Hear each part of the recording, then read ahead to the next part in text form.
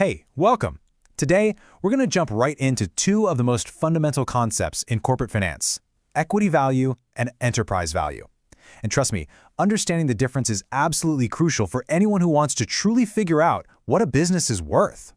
So here's what we've got on tap. First, we'll kick things off with this core idea of two prices. Then, we'll really dig into equity value, build what I call the bridge to enterprise value, and we'll wrap it all up with a quick quiz to make sure these concepts are locked in for good. All right, let's kick things off with a super simple analogy. Imagine you're buying a car, right? You see that big sticker price on the window? Let's say it's $20,000. Well, in the world of finance, that sticker price, that's what we call equity value. It's the number everyone sees, the one flashing on the news. But you and I both know that sticker price is rarely what you actually end up paying, right? The real economic cost to get that car is often totally different. And in business valuation, this true cost is what we call enterprise value. It forces us to look way beyond the sticker price to get the full story. Okay, so let's get into it. We'll start with equity value, which, remember, is the sticker price of a company. So, equity value, you'll also hear it called market cap or market capitalization, is basically the value of the company that belongs only to its shareholders. The formula couldn't be simpler. You just take the current share price and multiply it by the number of shares outstanding. So, for example, if we have a company, let's call it Value Co., and its stock is trading at $50 a share with 100 million shares out there, well, its basic equity value is a cool $5 billion. But hold on, we can't just stop at basic shares. We absolutely have to calculate what's called fully diluted shares outstanding. So, what on earth does that mean? Okay, think about it like this. Imagine a pizza cut into 8 slices, and you own 2 of them. That's 25%, simple enough. But what if the chef suddenly cuts every single slice in half? Now there are 16 slices, and your slice of the pie just got smaller. Your ownership has been diluted. In business, things like stock options can do the exact same thing. They create new slices of the company pie. So how do we account for this? Well, we use a pretty standard method called the Treasury Stock Method. Let's walk through it step by step using our company, Value Co., but let's say its share price is now $20. Okay, step 1. We calculate the cash the company would get if all in-the-money options were exercised. So if employees exercise 5 million options at, say, $18 each, the company gets a nice $90 million in cash. Step 2. What does the company do with that cash?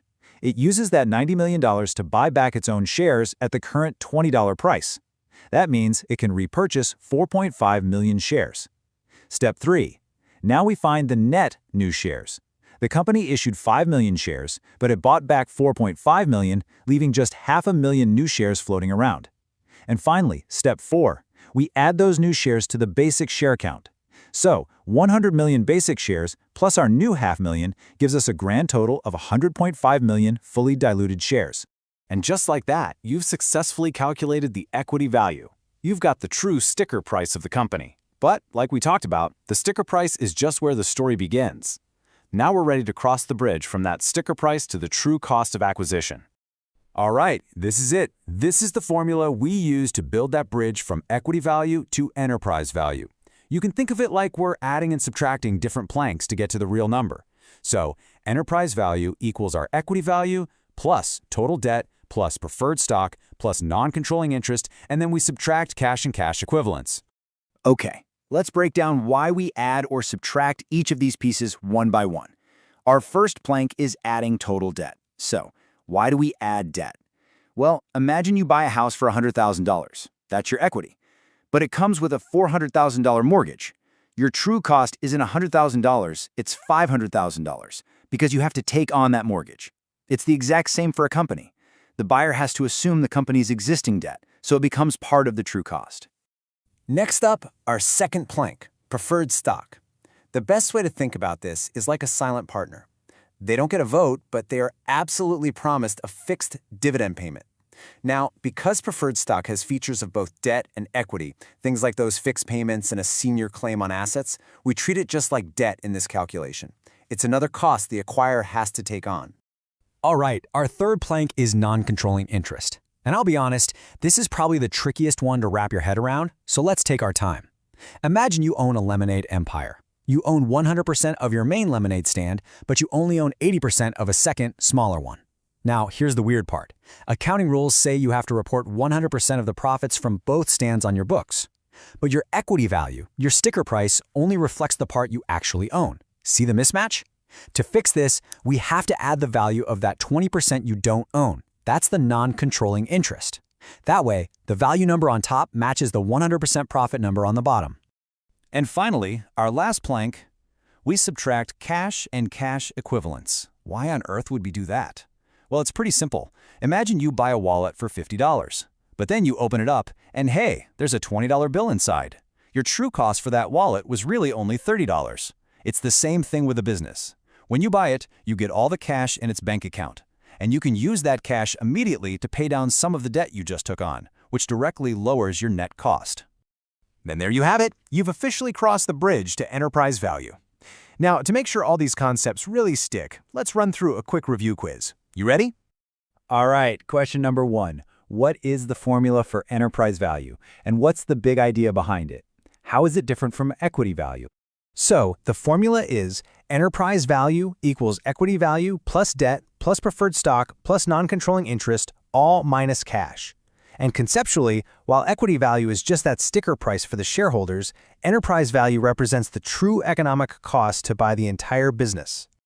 Okay, question 2. Why exactly do we subtract cash and cash equivalents when we're calculating enterprise value? The reason is cash is an asset you get when you buy the company. You can immediately use it to pay down the debt you just took on, which directly reduces your net out-of-pocket cost for the purchase. All right, here's a bit of a thinker for you. Question 3. Can a company, theoretically, have a negative enterprise value? And if so, what would that even mean? And the answer is yes, it absolutely can. This happens when a company is sitting on more cash than the combined value of its equity, debt, and all other claims. It basically means the market thinks the company's core operations are actually destroying value. You'd effectively be getting paid to take the asset off their hands. Okay, question 4. Let's get practical. When we're looking at valuation multiples, why do we always pair enterprise value with EBITDA, but we pair equity value with net income? It all comes down to the golden rule. You have to keep your comparisons consistent, apples to apples. Enterprise value represents the value available to all capital providers, both debt and equity holders. So it gets paired with EBITDA, which is the earnings available to all those providers. Equity value, on the other hand, is just for shareholders, so it gets paired with net income, which is the profit that belongs only to the shareholders. And for our final question, number 5. If a company issues, say, $100 in new debt and just lets that money sit in its bank account as cash, what happens to its enterprise value? The answer is nothing at all. The enterprise value stays exactly the same. Think about the formula. You add $100 for the new debt, but then you subtract the new $100 in cash. The two moves perfectly cancel each other out. And this really proves the key point. Enterprise value is totally independent of a company's capital structure. And that is our deep dive into equity value and enterprise value. You now have the complete framework to look past the headlines and understand the true cost of a business. Thanks so much for joining me.